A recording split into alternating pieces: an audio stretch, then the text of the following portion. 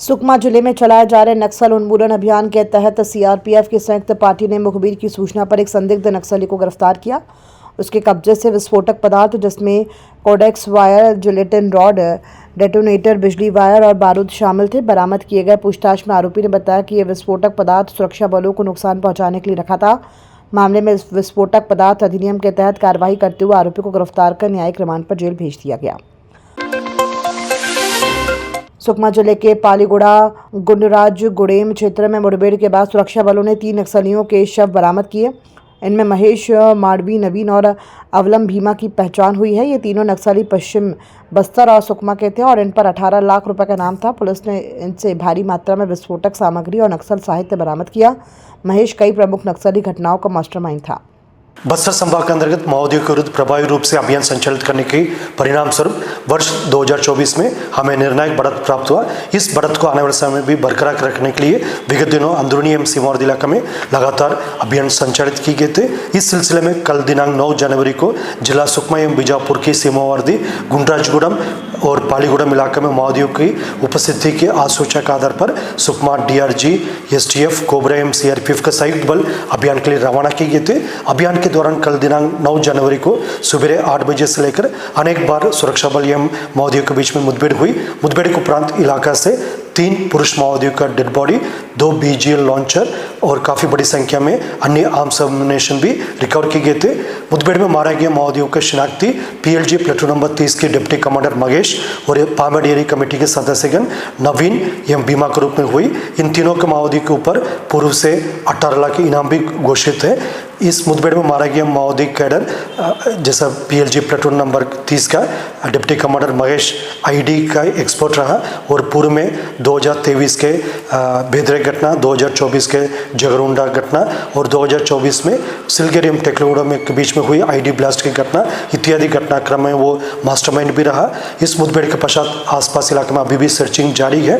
विगत दिनों में जिस तरीके से माओवादी द्वारा सुरक्षा बल की मनोबल को गिराने का एक साजिश के तहत आईडी ब्लास्ट में हमारा 8 जवान का शहादत हुआ, इसके बावजूद हमारा सुरक्षा बल सदस्य के सबको मनोबल अभी मजबूत है और स्पष्ट इरादा के साथ आने वाला समय में बस्तर क्षेत्र के शांति, सुरक्षा एवं विकास के लिए और समर्पित होकर कार्य करेगा।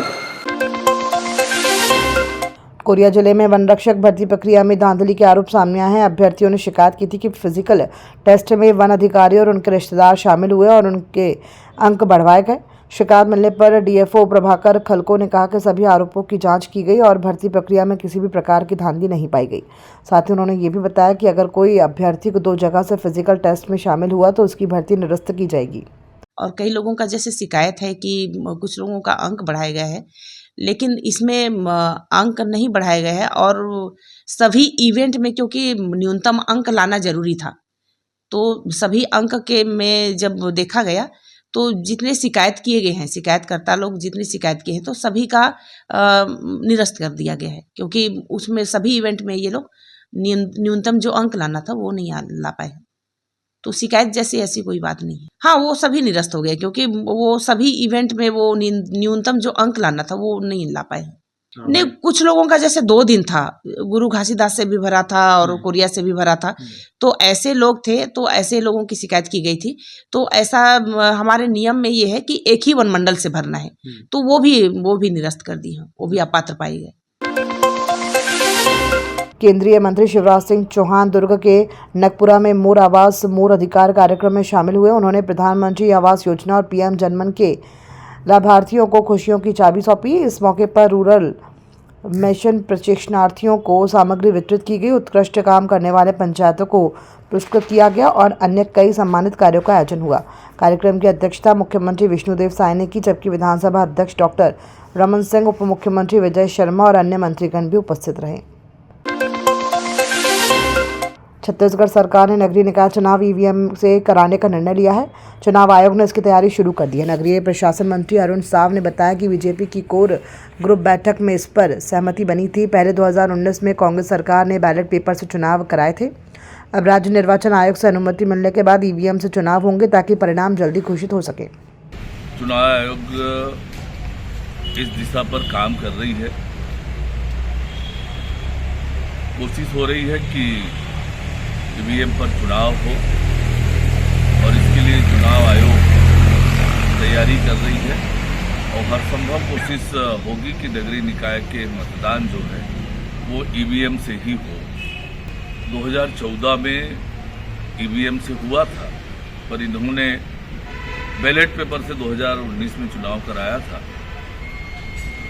ईवीएम की जांच और उसकी टेस्टिंग इंजीनियर्स बुलाकर करने पड़ेंगे, वो एक्सरसाइज हो रहा है। यदि संभव हुआ तो निश्चित रूप से ईवीएम से चुनाव होगा।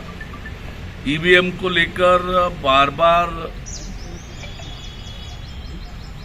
2500 बार माननीय सर्वोच्च न्यायालय ने, अन्य संस्थाओं ने ये बहुत स्पष्ट रूप से कहा है कि ईवीएम में किसी तरह की छेड़छाड़ की कोई गुंजाइश नहीं है। पर ये विपक्षी दल और विशेषकर कांग्रेस पार्टी अपनी जिम्मेदारी से बचने के लिए लगातार ईवीएम पर ठिकरा फोड़ते हैं। कांग्रेस पार्टी जानती है ना उसके पास नेता है, ना नियत है, ना नेतृत्व है, और अपनी असफलता, विफलता, अपनी अस्वीकार्यता को ईवीएम पर थोप कर अपनी जिम्मेदारी से बचने का काम करते हैं। पर फिलहाल राज्य निर्वाचन आयोग ईवीएम पर चुनाव कराने के लिए प्रयत्न कर रही है कि ईवीएम से नगरीय निकाय के चुनाव हो, और संभव हुआ तो निश्चित रूप से नगरीय निकाय के चुनाव ईवीएम से होंगे। कांग्रेस ने छत्तीसगढ़ में निकाय चुनाव ईवीएम से कराने के बीजेपी के फैसले पर निशाना साधा है। कांग्रेस संचार प्रमुख सुशील आनंद शुक्ला ने आरोप लगाया है कि बीजेपी ने बैलेट पेपर से चुनाव कराने की बात की थी, लेकिन हार की संभावना देखकर अब ईवीएम से चुनाव कराने का फैसला लिया। उन्होंने इसे बीजेपी की चुनावी रणनीति और लोकतंत्र के साथ खिलवाड़ बताया। पार्टी अंततः अपनी फितरत पे आ ही गई।